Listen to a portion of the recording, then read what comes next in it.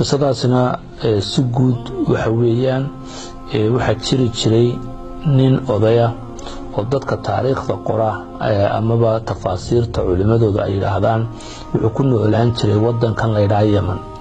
ninkaas wuxuu ahaa in Ilaahay subxaanahu wa ta'ala nicmo badan siiyay. nicmooyinka siiyay Allah waxa kamida wuxuu lahaan jiray beer weyn oo wax badan oo midho kala noocyo badan ay uga bixi jireen. wuxuuna haystay caruur 3 caruur la yiraahdo. ninkaas odayga ahay wuxuu ahaa nin sadaqada aad ugu dadaala.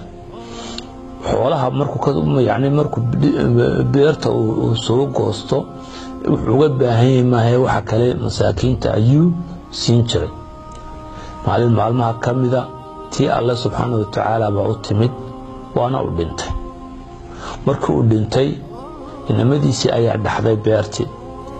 inamadii ma aysan noqon sidii aabahood, ma aysan noqon inamo u wanaagsan sidii aabahood oo ku dadaala sadaqada. waxay sameeyeen way isu yimaadeen waana shireen. waxaana iska dhaadhiciyeen waxaan aabahood bixinayaa inay ka go'in. waxay yiraahdeen caruur badan baanu leenahay, reero badan baynu haysanaa, xoolahana innaka way naguma filla. odayga aabaheenna marka horeba ma hagaagsanin, maalama maanta inaga tagay. maanta waxay yiraahdeen waa inaynu aynu iska masaakiinta u diidnaa beerteen. sababteed 2 arrimood bay sameeyeen. masaakiintu waxay yiraahdeen ma soo gali karaan beerta, way ka mamnuuceen masaakiinta soo gasho beerta. waxa kale sameeyeen maxaa la yiraahdaa markii beertu go'do wixii ay masaakiinta la siin jiray lacagtii sadaqada laga bixin jirayna tiina way diideen inay bixiyaan. waliba waxay sameeyeen balaan qorshe dhagar iyo ku jirto intay isu yimaadeen ayaa waxay yiraahdeen aroorta hore intaan masaakiintuba imanin ayaynu beerteena tagaynaa. waxaanu sameeynaa beerta markaynu tagno waxaanu goosanaynaa beerteenu goynaynaa, dabeedna midhaha waynu ka qaadaynaa beerta. markay masaakiintu yimaadaan waxba ma heli doonaan. saadarteed go'aan bay gaadheen maalmaha kamid sida quraankuba ka hadlayo. waxay yidhahdeen fatanaadoo musbixiina aniqduu calaa xarthikum in kuntum saarimiina. waa reedha aroortii hore yidhaahdeen aynu ka lahno. waxay yidhahdeen haddaad rabtaan idin masaakiinta aydun kaa horgoysaan kallaha meesha intaan masaakiintuba iman. sidii bay sameeyeen, si u socdeen. laakiin Ilaahay subxaanahu wa ta'ala wuxuu sameeyey iyagu qorshay dejisanayeen waxay doolar yar shilimo yar inay masaakiinta kala baxsadaan. allana qorshe ka weyn buu sameeyo. wuxuu doonayay iyaga iyo kuwa ka dambeeyaba inuu cashar baro.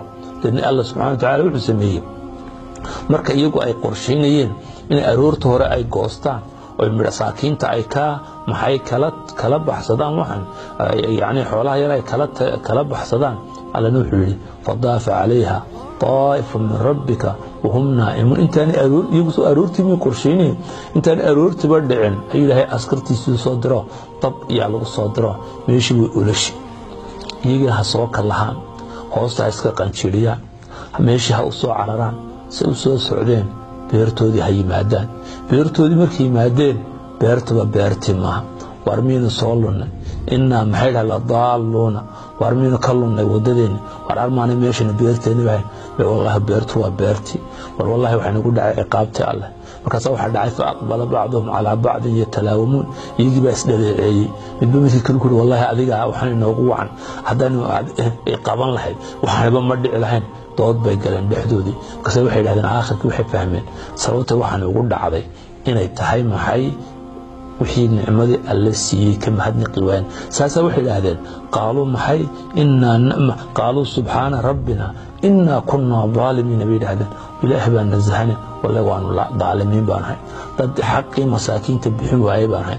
dadna waxay ogaadeen inay qaldanaayeen.